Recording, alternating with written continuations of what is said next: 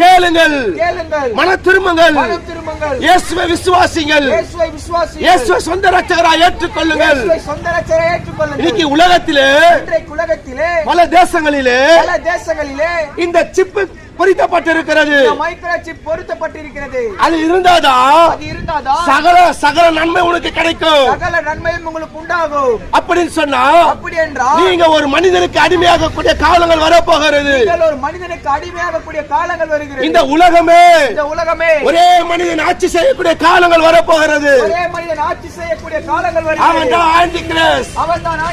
Aunty கிறிஸ்து வெளிப்பட போகிறார். இயேசு வரப்போகிறார்.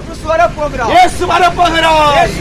மன திரும்ப சகோதரனே, மன திரும்ப சகோதரி, கல்வாரி சிலுவையிலே இயேசு உனக்காக அடிக்கப்பட்டார். உன் பாவத்துக்காக இயேசு ரத்தம் சிந்தினார். நீ மரித்து நரகத்துக்கு போய்விடக் கூடாது.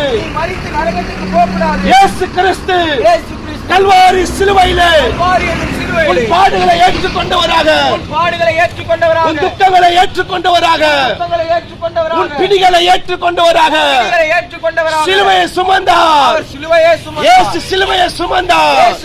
நீ தூக்க வேண்டிய சிலுவை உன் தலைமுறை செய்த பாவங்களுக்காக, உன் தலைமுறை செய்த பாவ சாபங்களுக்காக, உன் தரித்திரத்துக்காக இயேசு பரிசுத்தர், மகா பரிசுத்தர், சூரியனை காட்டிலும் 1000 மடங்கு பிரகாசம் முடியவர், ஜோதிமயமானவர், பூமியில மண்ணில உதித்தார், மனிதனாக அவதரித்தார், பாவப்பட்ட மனிதனுக்காக அவதரித்தார், சிலுவையை சுமந்தார், 3 ஆடிகளால் அடிக்கப்பட்டார், தலையில முள்முடி சூழ வச்சு அடித்தார்கள், விழாவில் ஈட்டி வைத்து குத்தினார்கள். மனிதன் செய்கிற பாவங்களுக்காக, மனிதன் செய்கிற பாவங்களுக்காக இயேசு பலியானார். இயேசு மரித்தார். 3ஆம் நாள் உயிர்த்தெழுந்தார்.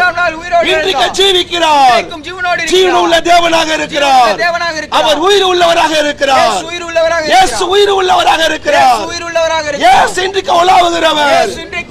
இயேசு இன்றைக்கு நடமாடுகிறவர். மீண்டும் வரப்போகிறார். உங்களை நேசிக்கிறார்.